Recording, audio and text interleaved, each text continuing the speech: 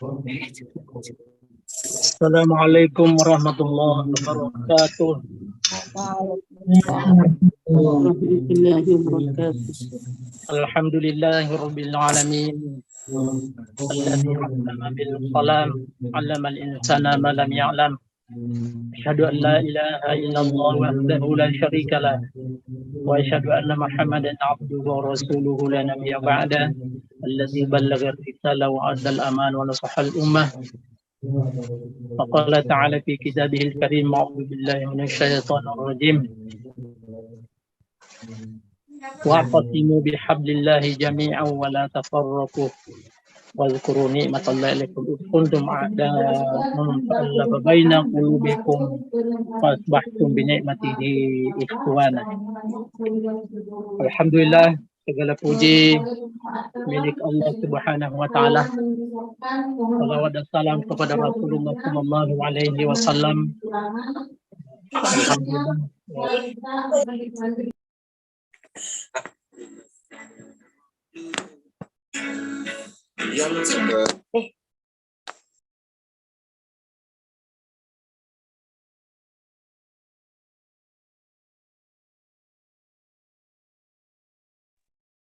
Mic-nya nggak kedengaran, Ustadz. Ustaz, suaranya tidak kedengaran, Ustaz. Afwan. Belum kedengaran ya? Ya, sekarang sudah, Ustaz. Alhamdulillah, sudah, Ustadz. Alhamdulillah. Alhamdulillah,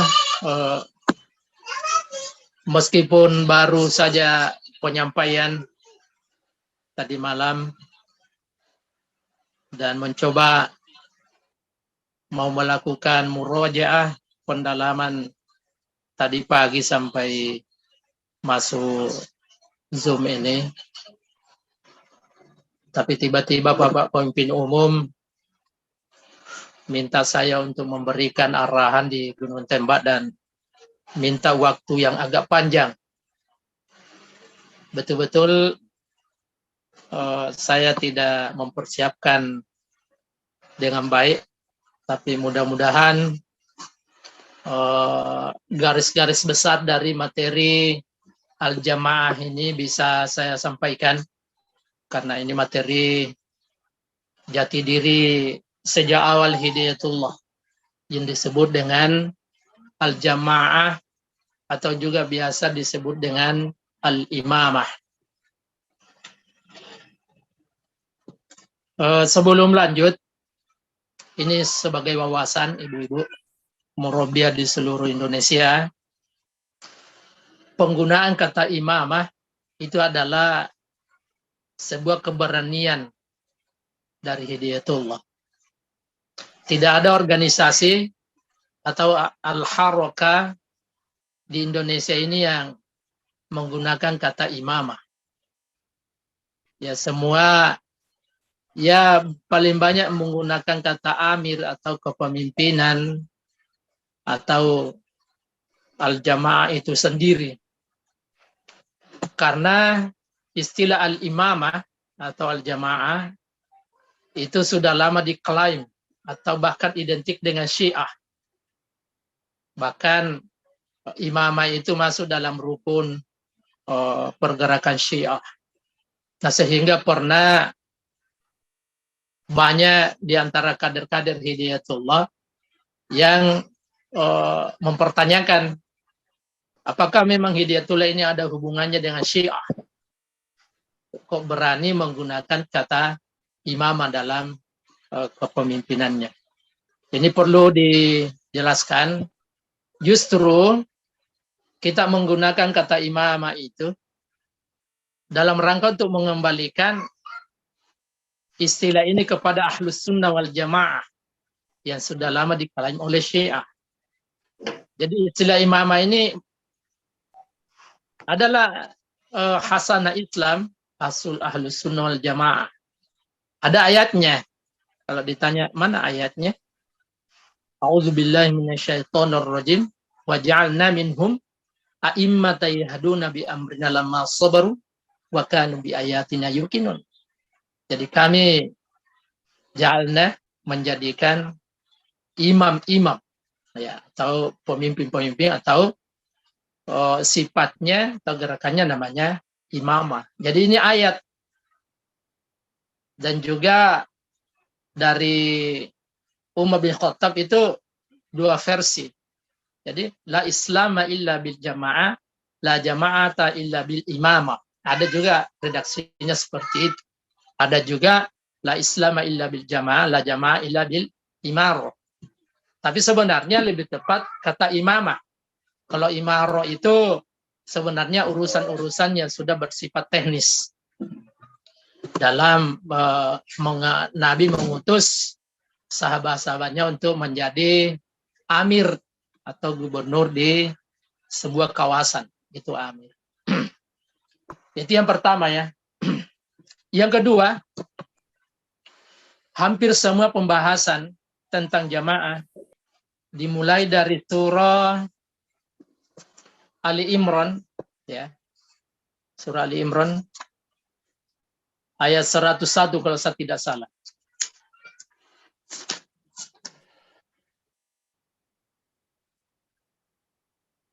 Ayat 103. Jadi baik dari materi ASWJ, Ahlus Sunnah wal Jamaah, maupun materi Al-Jamaah, dan juga materi Jama'atun minal Muslimin, ayat mukaddimahnya itu ini surah Ali Imran ayat 103. A'udzubillahi minasyaitonirrajim wa'tasimu bihablillahi jami'a wa la tafarraqu.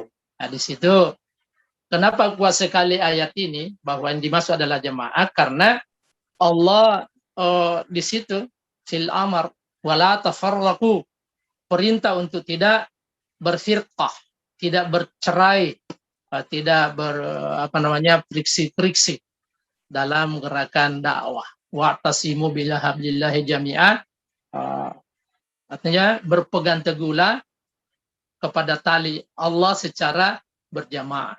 Tali Allah adalah agama Allah secara berjamaah. Wala tafarraqu, dan jangan bercerai-berai. Kemudian di sini Allah Subhanahu wa taala menyebutkan bagaimana identitas dan bagaimana proses melahirkan jamaah itu.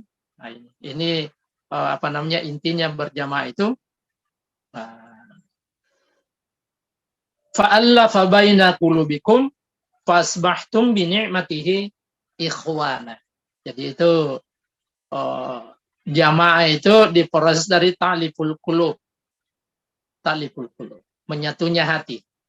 Karena berat itu menyatukan pikiran, menyatukan manajemen, tapi kemudian tidak menyatu hati antara satu dengan yang lain.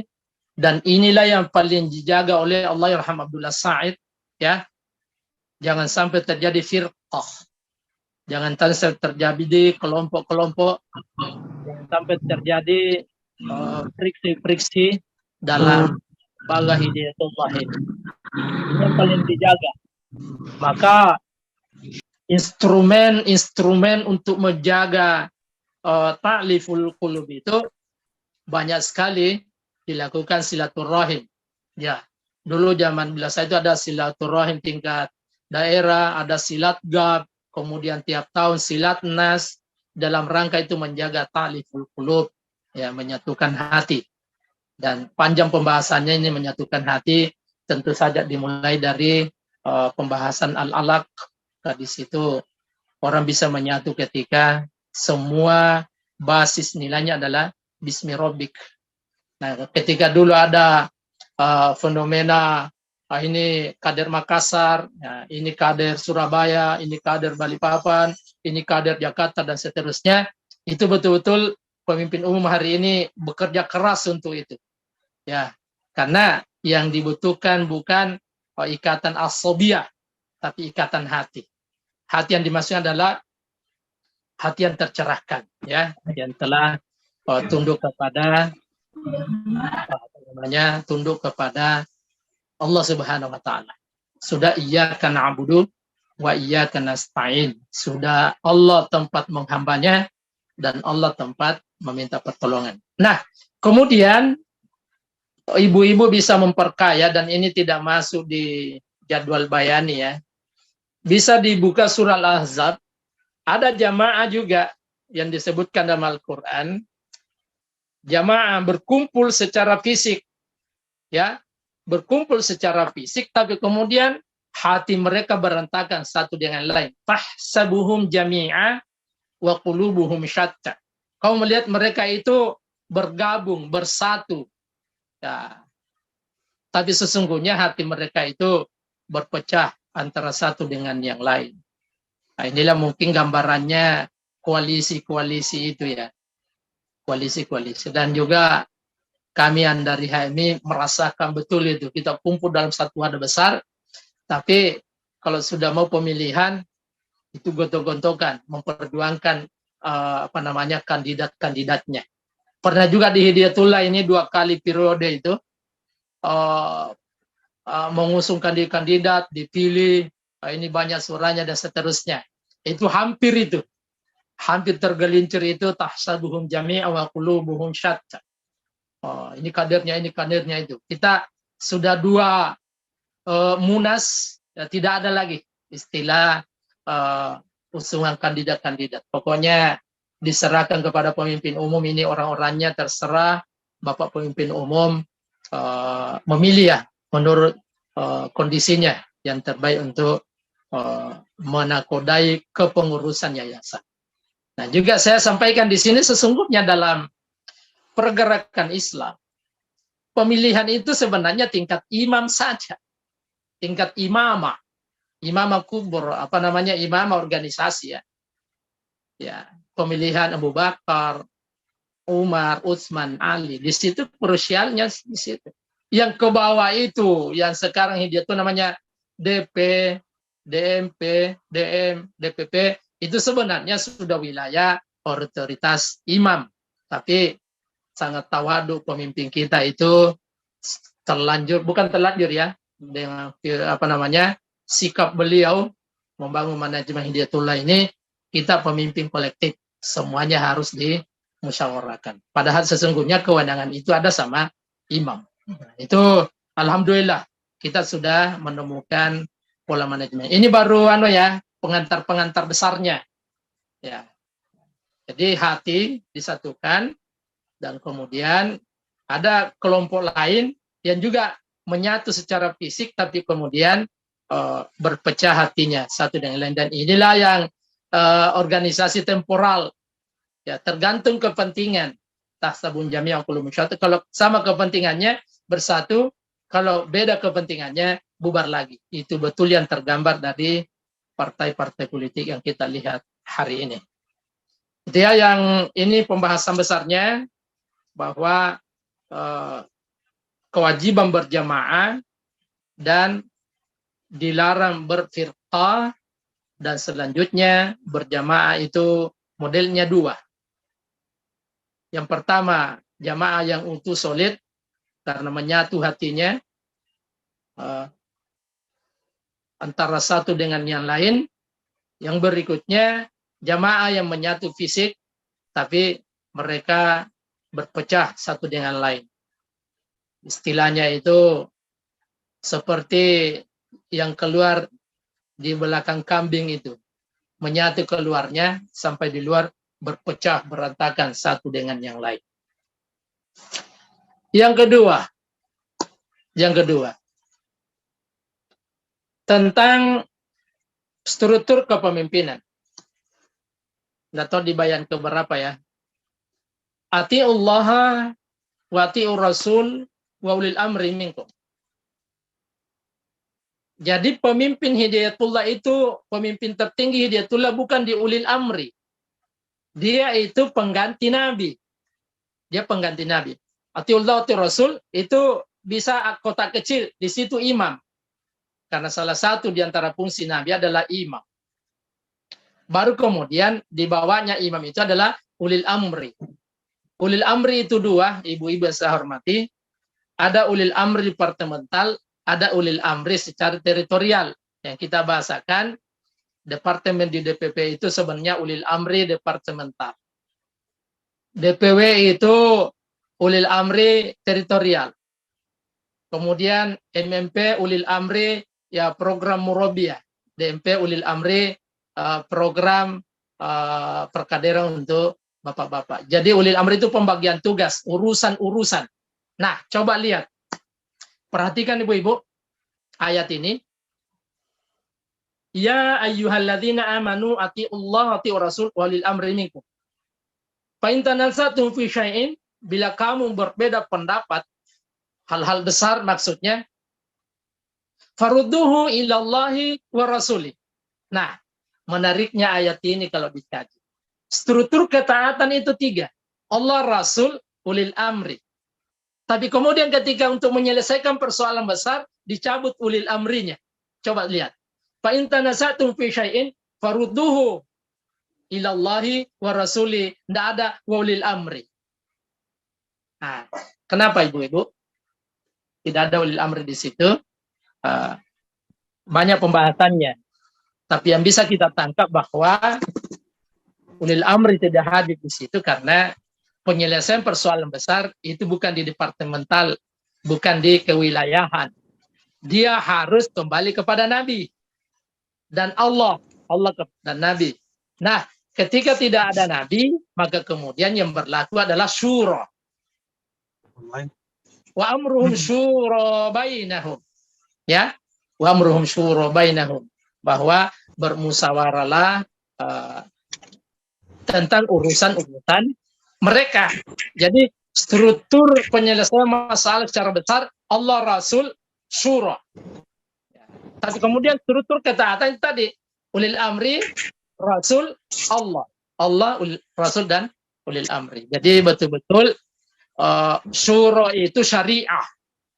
Ya, syura itu syariah dalam kepemimpinan dalam rangka untuk menyelesaikan masalah-masalah besar.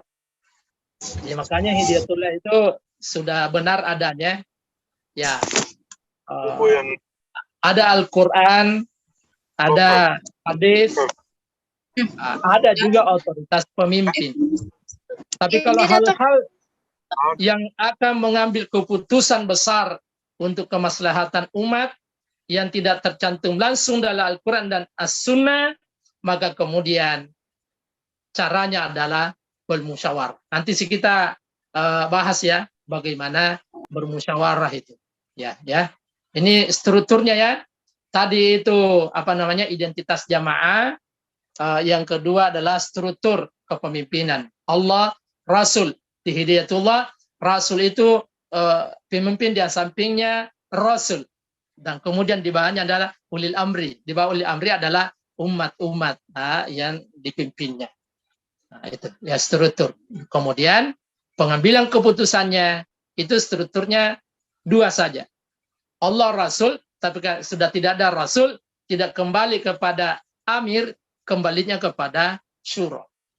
Bukan di departemental, bukan di teritorial, tapi pengambilan keputusan besar haruslah dengan syura, ya, dengan musyawarah.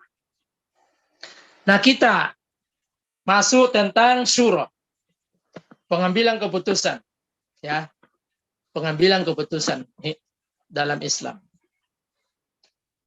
Hal-hal yang tidak tercantum dalam Al-Quran, Sunnah, dan juga tidak ditemukan secara dalam sejarah para ulama, itu diperbolehkan. Ya, meskipun ada di ulama tapi tidak sesuai konteksnya, diperbolehkan untuk melakukan musyawarah. Nah, ada ayatnya ini juga ada di tiga pembahasan. Ada di al-jamaah, jama'atu minal muslimin, ada di al-jamaah, kemudian ada di jama'atu minal muslimin. Surah Ali Imran ayat 159, ya. Itu perintah musyawarah. A'udzubillahi minasyaitonir rajim. Fabima rahmatin minallahi linta lahum walau kunta faddan ghalidhal qalbi lanfaddu min hawlik fa'fu anhum wastaghfir lahum washawirhum bil amr fa idza azamta fatawakkal 'ala Allah innallaha yuhibbul mutawakkilin. Itu. Saya tanya peserta Ustaz dan juga sering daurah murabi Ustaz. Ayat ini selalu dimaknai bahwa musyawarah itu pertama harus lemah lembut. Itu kan yang kita dengar. Syuro itu pemimpin musyawarah harus lemah lembut. Ternyata lemah lembut itu dampak dari proses sebelumnya. Apa itu? Rahmat Allah. Fabima rahmati minallah. Dan disebabkan rahmat dari Allah. Nah, jadi pemimpin musyawarah itu harus menunggu dulu inspirasi. Makanya urutan syuro itu 2 dalam pengambilan keputusan, dalam pengambilan merekam aspirasi itu kedua. Yang pertama itu adalah makhaba manistakhar. Tidak akan tercapai hajat besar kecuali dengan istikharah. Baru kemudian wala nadima manistashar. Tidak akan menyesal orang yang bermusyawarah. Jadi harus ada signal, harus ada rahmat dari Allah. Ya, makanya Bapak pemimpin umum itu baik almarhum maupun pemimpin umum hari ini biasa menunda rapat itu berhari-hari. Ya pernah tahun-tahun sebelumnya ya. 3 kali bapak-bapak sudah beli tiket, panitia sudah siap, batal acaranya. Karena hal yang besar mau diputuskan, Bapak pemimpin umum tetap menundanya. Kalau belum ada fabima rahmati minallah. Kalau belum dia merasakan ada rahmatnya Allah, ada bimbingannya Allah dalam proses pengambilan keputusan. Sampai kemudian karena ditunda berulang kali, baru dia buka itu walal akhiratu khairul laka minal ula. Beliau menyampaikan alhamdulillah yang terakhir ini yang menurut saya paling tepat untuk mengambil keputusan. Jadi memang hal-hal besar pemimpin itu tidak boleh terburu-buru bermusyawarah. Ada dalam harus menampung dari atas, kemudian menampung dari bawah. Ya. Ada dalam yaitu hadis tadi itu, ya. Makhaba man istakhar wala nadima man istashar. Ada lagi satu, wa ala man iqtasad. Tidak akan rugi orang yang berhemat dalam hidupnya. Jadi 3 bingkainya itu jamaah dalam pengambilan keputusan. Yang pertama istikharah, yang kedua istisyarah, kemudian tidak boros sesuai dengan kebutuhan saja. Ya. Barulah kemudian kita akan mendapati proses surah itu lintalahum, berlaku lemah lembut karena sudah dibingkai dengan rahmat dan ilham dari Allah. Tidak dari nafsu, tidak dari ego dan seterusnya. Nah, ini ya para pemimpin rapat ya. Semua yang hadir saya rasa ini kepala-kepala ya, ketua-ketua, ya paling tidak kepala rumah tangga ya. Kalau suami itu kepala keluarga, ya, istri kepala rumah tangga, dalam briefing, dalam bermusyawarah, dalam hal apa saja kumpul dengan anggota keluarga, pastikan itu ada signal dari Tuhan. Ada kita dapatkan rahmat dari Tuhan, baru kemudian mengajak mereka untuk menyelesaikan masalahnya. Insya Allah lintalahum akan hadir kelemah lembutan. Walau kunta faddan ghalidal qalb, jika sekiranya kamu bersikap keras, lagi berhati kasar, niscaya mereka menjauhkan diri dari sisi. Jadi kalau ada orang lari di sekeliling kita, boleh jadi karena memang dia tidak mendapatkan kasih sayang dan dia tidak mendapatkan sentuhan. Ya, sentuhan bil marhamah dari pemimpinnya, dari yang mengendalikan musyawarah. Saya juga yakin dengan ayat ini. Pasti juga ibu-ibu yakin. Orang biasa menjauh itu karena tidak senang. Baru kemudian karena dia menjauh, kita salahkan dia. Padahal justru mungkin di sisi pada diri pemimpinnya atau yang memandu musyawarahnya itu yang kasar dan berhati keras sehingga orang menjauh. Ini rumusnya.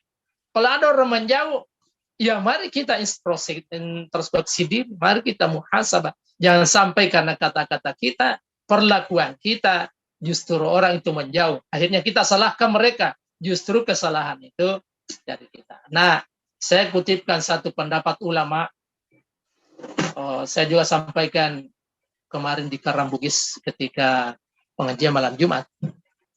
Hasan Al-Hudaybi menyampaikan begini. Aqim daulatal Islam fi qalbika takum fi ardik. Aqim daulatal Islam fi qalbik takum fi ardik. Tegakkanlah Islam dalam dirimu, niscaya dia akan tegak di mana kamu berpijak menginjak bumi. Jadi persoalannya memang dari pemimpin dan dari murabbi-murabbi. Saya bilang hidayatullah ke depan ini tergantung pemimpinnya, tergantung murabbi-murabbianya. Yang di bawah ini ikut saja. Ya, yang di bawah ikut saja. Ya. Berikutnya ini. Yang berat ini pemimpin. Kemudian yang memimpin musyawarah khususnya. Fa'fu anhum. Yang bermusyawarah, yang mau diajak musyawarah dan dia bermasalah, berat pelanggarannya, pemimpinnya disuruh maafkan dulu. Yang terjadi selama ini pemimpin-pemimpin tingkat bawah ya, bukan pemimpin tingkat atas. Kalau ada anggotanya mapak kere-kere, ini bahasa Bugis. Ada anak buahnya itu suka apa namanya ya, suka kritik, membalelo dan lain-lain. Pimpinannya bilang, nanti kita kerja di rapat. Ini betul-betul bukan pemimpin musyawarah Islam. Dia tunggu rapat baru mengadili, enggak. Justru sebelum masuk forum musyawarah itu fa'fu anhum. Ya makanya memang dalam Islam mulia minta maaf, tapi lebih mulia memberi maaf. Dua-duanya diperintah. Ya, meminta maaf dan memberi maaf. Jadi ini kalau pemimpin tidak bisa memberi maaf, itu lembaganya atau musyawarahnya bubar seketika. Karena yang mau diajak musyawarah itu semua orang ada masalah, ada problemnya, ada hal yang mau diselesaikan, jadi dimaafkan. Nah kalau orang sudah dimaafkan itu sudah sambung spiritualnya, ya sambung spiritualnya. Ketika saya bahas ini di HI, Hidayatullah Institute, mereka menyampaikan, oh ini yang betul-betul tidak dipraktekkan ini. Tidak dipraktekkan. Justru orang dipanggil rapat itu untuk dihakimi. Dipanggil keputusan. Bagaimana ini dan itu dan seterusnya. Insya Allah ini kita ke depan lebih islami kalau kita tahu maknanya ayat ini. Bayangkan, pemimpinnya minta rahmat petunjuk dari Allah. Dia bisa berhati, berlemah lembut, tidak kasar. Kemudian dia memaafkannya. Dan terakhir apa? Wastaghfir lahum, bahkan disuruh minta ampunkan kepada Allah atas dosa-dosanya. Yang bagian dari kepemimpinan itu bagian dari musyawarah itu. Jadi makanya Nabi kalau mau musyawarah itu enak betul. Dalam rangka mengambil keputusan. Semua orang bisa berpendapat dan tidak dihakimi. Barulah kemudian wasyawirhum fil amr. Urutan ketujuh itu baru diajak ngomong, diajak musyawarah dan seterusnya. Ini tolong kita perhatikan ini ya. Saya insya Allah sudah sejak mendalami ayat ini, mengkajinya, dan saya juga menemukan dalam tadabbur dan intuitif, ya memang beginilah ayatnya. Karena pemimpin itu datang, imam itu datang untuk menyebarkan rahmat. Wa ma arsalnaka illa rahmatan lil alamin. Tidaklah kamu diutus wahai Nabi kecuali untuk menyebarkan rahmat. Fa bima rahmatin minallahi lintalahu. Ya Masya Allah. Mari ya kita mencoba mendalami ayat ini, mempraktekannya. Dan kalau sudah begini semua pemimpin Hidayatullah, insya Allah itu pemimpinnya eksis. Meskipun yang salah itu tetap harus diselesaikan masalahnya, tapi dengan cara seperti ini. Dimintakan petunjuk kepada Allah, dimaafkan, diminta ampunkan, dan insya Allah malaikat akan hadir dalam syura, dalam kepemimpinan, kalau sudah begini modelnya. Dan hidayatullah menganut kepemimpinan syura. Kepemimpinan syura itu adalah semua pengambilan keputusan tidak ada yang bersifat pribadi. Sudah berlalulah dulu itu. Ada informasi dulu-dulu lebih kuat keputusannya di rumah daripada musyawarah di kantor. Masa ada? Bahkan keputusan yang sudah ditandatangani bisa berubah ketika sampai di rumah. Saya bilang, masa ada sih? Tapi ternyata ada memang. Wih, berarti di jajaran Hidayatullah ini ada 01, ada 00 di setiap ada di daerah tertentu. Kalau ada keputusan di veto ketika sampai di rumah. Ini lagi bukan urusannya, dicampuri urusan ada di kantor. Sudah berlalu lah itu. Sudah berlalu lah itu. Ya, saya yakin sudah tidak ada lagi seperti itu hatinya. Justru ini betul-betul dipandu kita bermusyawarah menjadi pemimpin. Ini bukan dalam musyawarah rapat saja ya, dalam memimpin ya beginilah. Beginilah yang Allah tampilkan. Nah, kalau sudah Bapak pemimpin umum itu, kalau sudah ada keputusan dalam musyawarah, bagaimanapun pahitnya keputusan itu, jangan lagi ada suara di pinggir jalan. Karena kalau ada suara di pinggir jalan, itu berarti menolak syariah. Menolak. Jadi kalau yang berat, ya kembalikan kepada diri kita. Itu sebagai ujian kesabaran. Ujian kesabaran. Karena memang di surah As-Sajdah tadi itu, kepemimpinan itu, pemimpin itu empat identitasnya. 4 identitasnya pemimpin itu. Pertama, waja'alna minhu a'immah, imamah, yahduna. Jadi ini pembahasan baru ini, yahduna. Pemimpin itu bergerak sesuai dengan petunjuk. Yahduna itu Allah, petunjuk Allah. Wahyu, as-sunnah, dan ijtihad para ulama. Nah, itu yang memandu dia itu. Ya makanya saya lihat 2 pemimpin kita ini betul-betul itu tercerahkan pikiran dan hatinya. Saya bilang Ustaz Abdullah Said, proses pencerahannya itu zikirnya dan khusus sholat lailnya. 4 jam. Zikirnya tidak pernah putus. Yang pemimpin kita hari ini, pencerahan dari langit itu melalui akrabnya dengan Al-Quran. Yang kemudian proteksinya dalam membangun gerakan ini. Sama dengan yang dulu, seperti itu. Tidak memutuskan hal-hal bersifat pribadi dan bersifat emosional. Semuanya terkendali dengan inspirasi ilahiyah. Sampai kemudian Bapak Pemimpin Umum menyampaikan, kalau kita ini di MMS ya, MMS.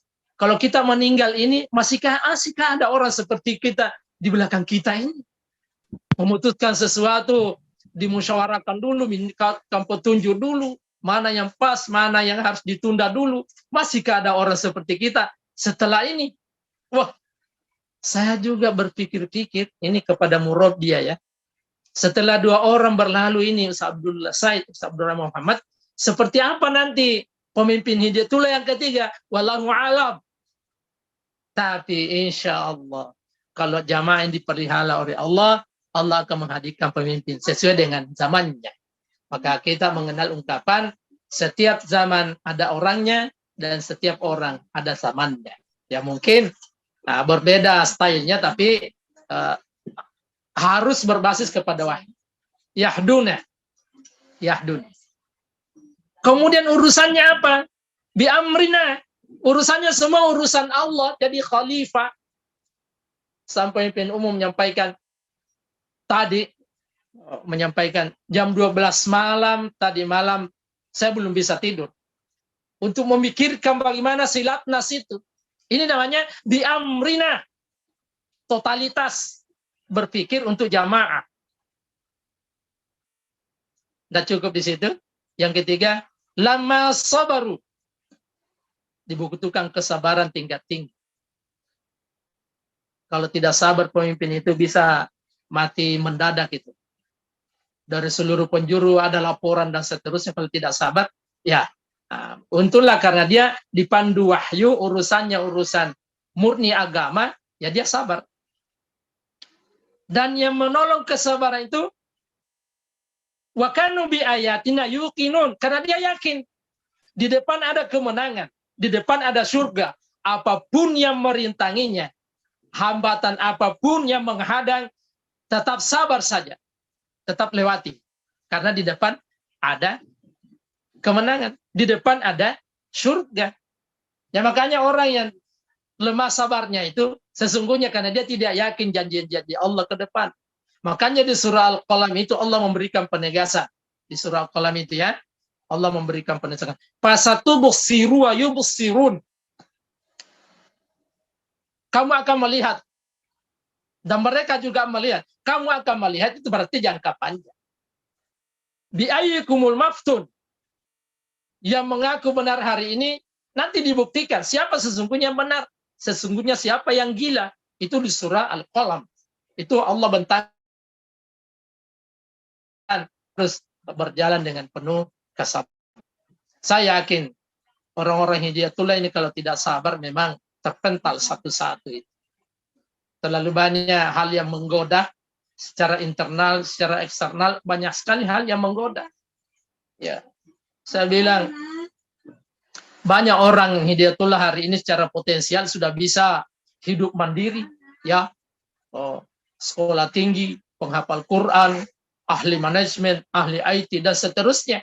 Kalau sedikit saja mau berpikir pribadi, itu dia bilang, nanti kita berinfak saja dan seterusnya dan seterusnya. Akhirnya kemudian hilang dalam perjalanan kepemimpinan. Bisa kalau orang tidak sabar menjalani manhaj. Jadi selalu Allah berikan jawab bayangan itu, di depan ada kemenangan, di depan ada surga. Bahkan beliau selalu menyampaikan kepada bapak-bapak bukan sekedar itu.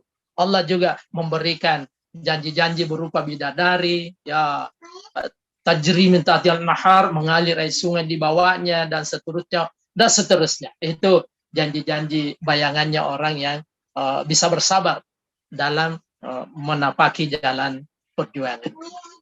Jadi itu 4 hal yang menjadi identitas utama pemimpin itu. Yahduna, dia terus tidak ada bimbing kecuali dia tunggu dari Allah Rasul dan ada Al-Quran dan As-Sunnah, pendapat-pendapat ulama. Kemudian urusannya sepenuhnya adalah urusan perjuangan, tidak ada urusan. Jadi saya bilang ya, Masya Allah, itulah yang dulu sampai Alhamdulillah Said lebur dalam perjuangan. Tapi harus dibangun teknisnya hari ini, ibu-ibu. Berjamaah yang lebur secara imamah itu seperti apa? Kalau dulu jelas itu 5 tahun baru bisa pulang karena memperkuat pemimpinan. Nah sekarang ini bisa pulang tiap hari. Tapi bukan di situ, itu teknis. Ya nanti kita bahas bai'ah ya. Ya mungkin pembahasannya nanti di bai'ah. Nah itu tentang pemimpin. Jadi pemimpin yang berwibawa, itu di situ kriteria pemimpin. Pemimpin berwibawa, tetap dia berwibawa ketika yahduna, konsisten, istiqamah dengan Al-Quran dan As-Sunnah. Yang kedua, totalitas, biamrina, mengurusi urusan Allah dan Rasulnya untuk menegakkan Islam. Berikutnya, lama sabaru, dia sabar menjalani manhaj ini, menjalani perjuangan ini. Yang kemudian wa kanu bi ayatina yuqinun, karena dia yakin ada kemenangan, di depan ada surga dan jalan menuju ke sana bagi Hidayatullah sudah ada. Itu namanya jati diri. Jati diri itu jalan Hidayatullah sampai kepada liyudhhirahu ala dini kulli. Bagaimana Islam menang, bagaimana Islam menjadi hegemonik untuk seluruh dunia. Bagi Hidayatullah konsepnya sudah jelas, yaitu manhaj Ahlus Sunnah wal Jamaah Al-Harakah Al-Jihad Al-Islamiyah, Al-Jamaah, kemudian Jamaatul Minal Muslimin, dan Al-Wasatiyah. Kalau 6 ini ya terus kita kembangkan ya kajiannya, kita istiqomah. Nah, inilah yang akan insya Allah mengantar martabat umat ini akan kembali sesuai dengan apa yang diwariskan oleh Nabi kepada kita. Nah, itu identitas pemimpin. Tentu masih banyak yang lain, tapi itu dulu untuk terkait dengan personal pemimpin. Jadi sudah 3 ya, sudah 4 ya. Identitas jamaah, ciri-ciri jamaah ya tadi itu. Yang kedua, struktur kepemimpinan ya. Yang ketiga, tentang syura, dan bedakan tadi itu struktur kepemimpinan itu 3 ya. Atiullah wa Rasul ulil amri minkum, dan kemudian pengambilan keputusan besar kembali kepada Allah dan Rasul, kemudian bukan di ulil amri tapi di syura. Nah, masuk di syura diperjelas oleh Allah surah Ali Imran 159. 159 itu Allah memperjelas di situ bagaimana pemimpin dan secara teknis bagaimana pemimpin mengambil keputusan. Nah, kemudian ciri utama pemimpin ya, di surah As-Sajdah itu sudah dijelaskan, yahduna bi amrina, sabar dan yakin. Kemudian menuju yakin itu, terwujudnya keyakinan itu dipandu dengan jati diri. Ya, jati diri. Nah, tentang bai'ah.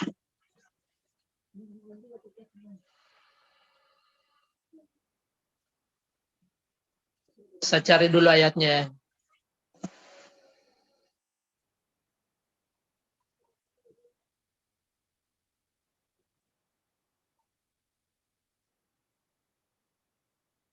Ini di surah Al-Fat ayat 10. A'udzubillahi minasyaitonirrajim. Ini bayan keberapa ya? Satu supaya bisa dibuka bayan. Bayan 1. Pertemuan 1 al-jamaah ternyata dimulai dari ayat ini. Setelah atiullah Rasul walul amri minkum, kemudian isma'u wa ati'u, lalu kemudian tentang bai'ah. Yang pertama bai'ah itu, ibu-ibu saya hormati, bai'ah syahadat, bai'ah akidah. Bai'ah akidah itu ya syahadat itu. Dalam kajian awal-awal kita, orang dikatakan berjamaah itu kalau dia sudah bersyahadat di zaman Nabi. Karena asyhadu an la ilaha illallah wa asyhadu anna Muhammadar Rasulullah itu sudah berjamaah.